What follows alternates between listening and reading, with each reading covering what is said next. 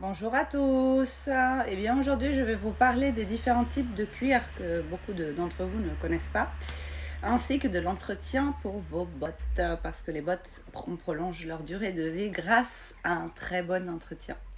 Donc on va commencer par les types de cuir. Effectivement il y a deux grandes familles de cuir, en passant effectivement après par définitions différentes, mais nous avons le cuir pleine fleur qui est un cuir qui n'est pas dégrossi et qui devrait être utilisé par la majorité des fabricants de qualité. C'est un cuir qui a environ 2 mm et demi, 3 mm d'épaisseur et qui n'est pas dégrossi. Certains fabricants, afin de baisser les prix, dégrossissent le cuir, c'est-à-dire cette peau que vous voyez est coupée en deux, voire en trois.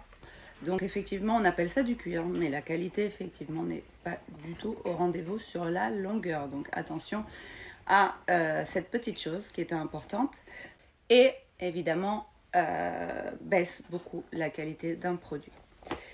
Donc nous avons le cuir lisse qui est un cuir qui peut être effectivement dégrossi ou non. Donc nous, chez nous, nous n'avons pas de cuir dégrossi, nous avons des cuirs pleines fleurs, donc complètement, entièrement dans leur largeur.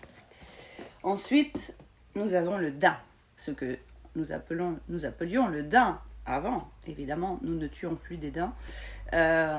C'est effectivement interdit et donc ce n'est que l'aspect daim. Donc, on va trouver effectivement une peau qui va être retournée, d'accord, qui est la partie inverse du cuir, la partie antérieure du cuir quand il est naturel, et qui va faire comme des petits poils, légers petits poils, et qui va donner cet aspect daim qui est en même temps très moelleux et très sympa. Après, effectivement, c'est une question de goût. Il y a des personnes qui préfèrent le daim et d'autres qui préfèrent le cuir. Sachez qu'il y a effectivement des personnes qui ne choisissent pas le daim parce qu'ils habitent dans des milieux très humides, très pluvieux.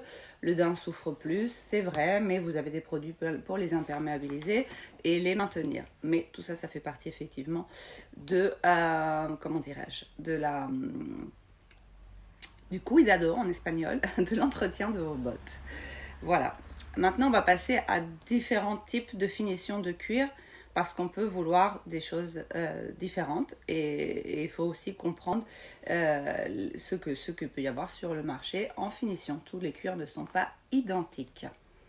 Alors, nous avons, pour revenir au cuir lisse, qui est un cuir semi-brillant, qui est le plus traditionnel. C'est un cuir de vachette et c'est un cuir qui est très résistant.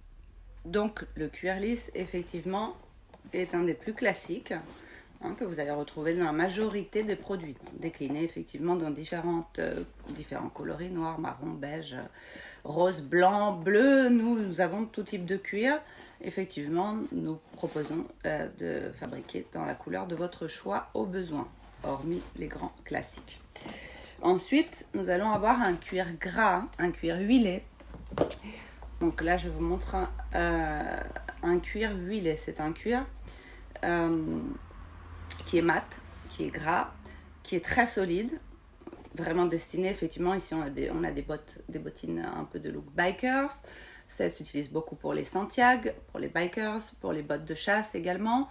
Des produits qui vont souffrir un petit peu plus des intempéries et qui ont besoin effectivement d'être bien solides.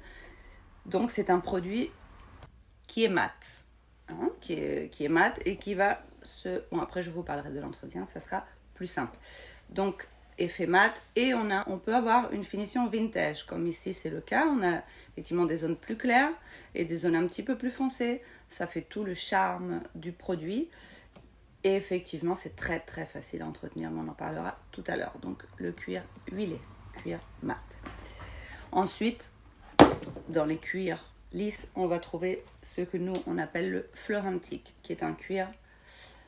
Ici, il y a beaucoup de lumière, mais c'est un cuir qui n'est pas verni, c'est un cuir qui est poli, d'accord, qui est travaillé avec un effet glacé.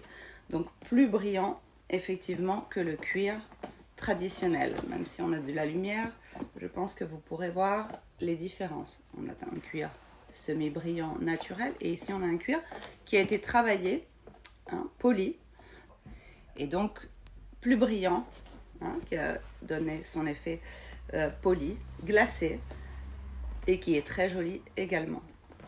Et ensuite, lorsqu'on cherche du plus brillant, on va effectivement passer au cuir verni. Alors là, ça pète, on part sur quelque chose qui brille vraiment beaucoup. D'accord, ici on a une botte de grande pointure, 45. Donc ce sont effectivement des cuirs très très brillants. On a aussi beaucoup de déclinaisons de coloris pour ces cuirs-là. Et ils sont beaucoup appréciés par des personnes qui adorent ce genre de produit.